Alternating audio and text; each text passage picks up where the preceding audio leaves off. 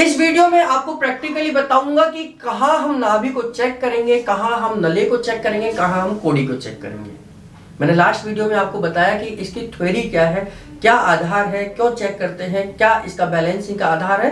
तो सबसे पहले जिस भी व्यक्ति की आप नाभि, नले और कोड़ी चेक करें तो आप प्रयास करें कि उसका पेट खाली हो, यानी कि सुबह या शाम को ही चेक करें, या 4 घंटे का उसका खाने का गैप हो। जब भी आप किसी की नाभि, नले और कोड़ी चेक करें तो 4 घंटे का मिनिमम उसका गैप होना चाहिए। उसके बाद आप नाभि, नले और कोड़ी को चेक कर सकते हैं। हाँ, पेट भी साफ होना चाहिए। इसका मतलब ये नहीं कि पेट खाली नहीं है, मतलब खाली है लेकिन मोशन क्लियर नहीं हुआ तो भी आपको नाभि, नले, कोड़ी ठीक से नहीं डायग्नोस होंगे। तो सबसे पहले पेशेंट को लिटा दीजिए इस तरीके से, और सीधे लिटाना है आपको, रिलैक्स होना चाहिए। जो पेशेंट की आप नाभि, नले, कोड़ी चेक कर रहे हैं बिल्कुल रिलैक्स होकर लिटाना है। और नाभि को ढूंढने की जरूरत ही नहीं है, क्योंकि नाभि हमारे शरीर में आप देखेंगे बिल्कुल एक अलग जगह है। ये जो आप देखेंगे जिसको टुंडी बोल देते हैं, नाभि बोल देते हैं, नेवल बोल देते हैं, है ना इस जगह पर अगर सारी उंगलियों को मिलाकर आप रखेंगे और यहां पर आप धड़कन को महसूस करेंगे। आंख बंद कर लीजिए, आपको बहुत अच्छे से समझ आ जाएगी। आप इसको चेक करते रहिए, हल्का सा प्रेस करके चेक करेंगे तो यहां एक आपको धड़कन सुनाई देगी। अगर ये धड़कन, ये कंपन, वाइब्रेशन अपनी जगह पर है तो इसका मतलब कि नाभि अपनी जगह पर है। नाभि अपनी जगह पर है। अगर ये कंपन, ये धड़कन अपनी जगह पर नहीं है तो इसका मतलब नाभि अपनी जगह पर नहीं है ना। जैसे हमारे शरीर के जो हार्ट की पंपिंग होती है, ये एक निश्चित है कि हम कहां कहां चेक कर सकते हैं। हम बीपी को चेक करते हैं तो कहां चेक करते हैं, यहां इस भुजा पे चेक करते हैं, बाई भुजा पे चेक करते हैं। अगर किसी का ये हाथ ही ना हो तो कहां चेक करेंगे, तो हम दाहिने हाथ पे चेक करेंगे। जिनके दोनों हाथ ना हो तो कहां चेक करेंगे, तो उसके पैर में चेक करेंगे। जिसके पैर भी ना हो तो कहां चेक करेंगे। तो अलग अलग जगहों पर ये धड़कन सुनाई देती है, आपकी हार्ट बीट सुनाई देती है। तो इस हार्ट बीट को ही हम नाभि पर भी सुन सकते हैं, ये नाभि पर भी सुन सकते हैं। तो नाभि पर जब हम हार्ट बीट को सुनते हैं, धड़कन को सुनते हैं, अगर वो सेंटर में है तो यानी कि नाभि अपनी जगह पर है। नाभि यानी कि सेंटर पॉइंट हमारे शरीर का बिल्कुल ठीक है। लेकिन ये धड़कन अगर हमें यहां नहीं सुनाई देती है तो इसका मतलब है कि नाभि गड़बड़ है और हमारा सेंटर पॉइंट बिगड़ा हुआ है। फिर हम थोड़ा सा इसको ऊपर चेक करेंगे, ऊपर हो सकती है, और ज्यादा नहीं चेक करना ऊपर, केवल 3 सेंटीमीटर आप जा सकते हैं ऊपर, मैक्सिमम 3 सेंटीमीटर, इससे ज्यादा नहीं। क्योंकि इससे ज्यादा अगर जाएंगे तो ये दूसरे एरिया की बात करेंगे। फिर हम ऐसे नाभि को नीचे भी 3 सेंटीमीटर के एरिया में हम चेक, 3 इंच के एरिया में चेक करेंगे।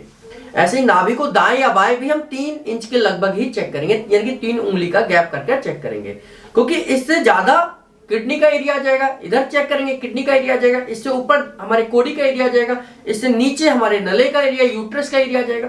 तो बहुत ज्यादा नीचे चेक नहीं करना है, ना ही नाभि इससे नीचे जाएगी। तो नाभि को चेक करना है, नाभि अपनी जगह पर धड़कन होनी चाहिए इसकी, और अपनी जगह पर नहीं है तो आंखें बंद करके महसूस करिए कि नाभि कहां पर है। नाभि ऊपर जा सकती है, नीचे भी जा सकती है, और दाएं और बाएं भी जा सकती है।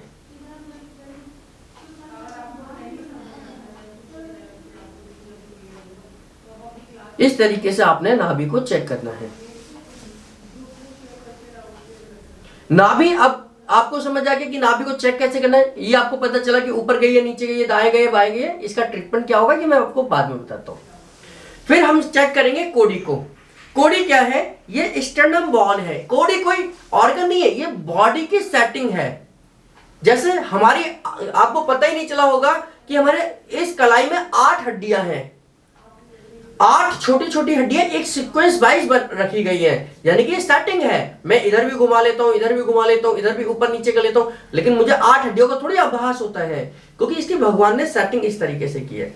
ऐसे ही हमारी छाती, यानी कि हमारे चेस्ट के लंग्स के साथ में जो हमारे रिब्स का एरिया है, ये जो एरिया स्टर्नम बोन है, ये स्टर्नम बोन जहां खत्म होता है वह छोटा सा एक लिगामेंट का पार्ट है, छोटा सा पार्ट है जो इस स्टर्नम बोन को बैलेंस रखता है, बेस देता है, और इसके नीचे डायफ्राम आ जाता है।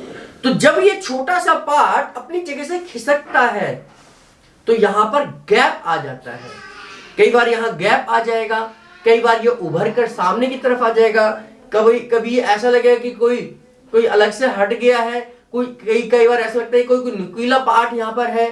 तो ये जो दिखाई दे रहा है ये लिगामेंटम पार्ट है। लिगामेंटम पार्ट का मतलब ये मस्कुलर पार्ट है जो बहुत हार्ड बना हुआ है, हड्डी की तरह बना हुआ है।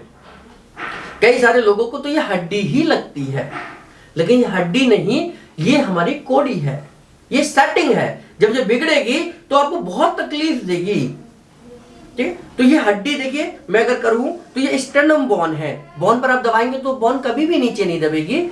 ये जहां खत्म होगी बस यहीं पर, इससे जैसे ही खत्म होती है बस वहीं से थोड़ा सा नीचे आप देखेंगे, देखिए ये इनकी कोड़ी है, मैं इसको दबा रहा हूं, नीचे जा रही है, और अगर मैंने ज्यादा दबा दी तो ये खिसक सकती है अपनी जगह से।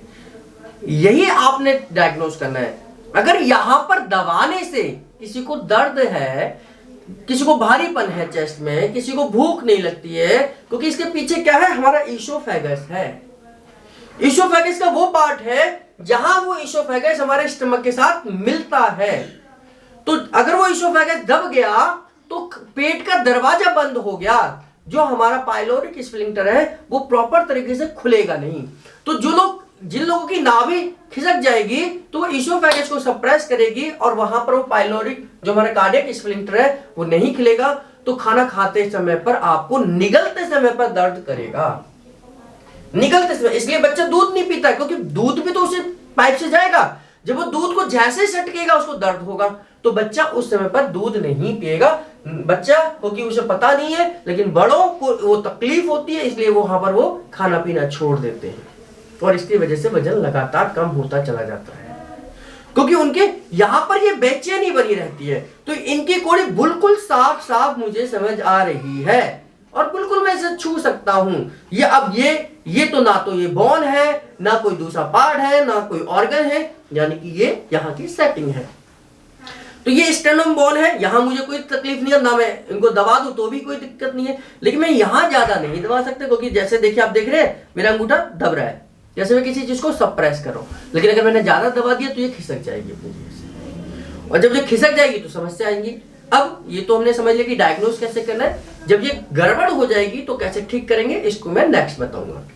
अब नलों की समस्या क्या है, ये नाभि है। नाभि लंबे समय तक जब ऊपर की तरफ खींची रहती है, जब ऊपर की तरफ खींचेगी तो यहां के ऑर्गन्स को ऊपर खींचेगी, क्योंकि जब मैं अगर ये ऑर्गन है और ये रस्सी है, तो मैं रस्सी को ऐसे खींचूंगा तो ये भी ऑर्गन ऊपर की तरफ खींचेगा।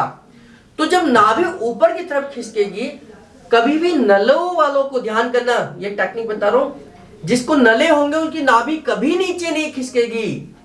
नाभि जिनकी ऊपर खिसकती है उनको नले होने के चांसेस ज्यादा है, क्योंकि वो इंटेस्टाइन को भी ऊपर खींचेगी, और लंबे समय तक जब ऊपर खींचेगी तो यहां की मूवमेंट रुक जाएगी। नले अगर आपको चेक करने हो तो ये 3 उंगल तो ये नाभि का एरिया है, इसके बाजू में ये जो एरिया है, ये एरिया ये नलों का एरिया है, ये क्योंकि ये यूट्रस का एरिया है। यहां जब किसी को दर्द हो, यहां पर भारीपन हो, आप ऐसे करके देखिए, अगर गांठें पड़ी हुई हैं तो उनको नले की समस्या है।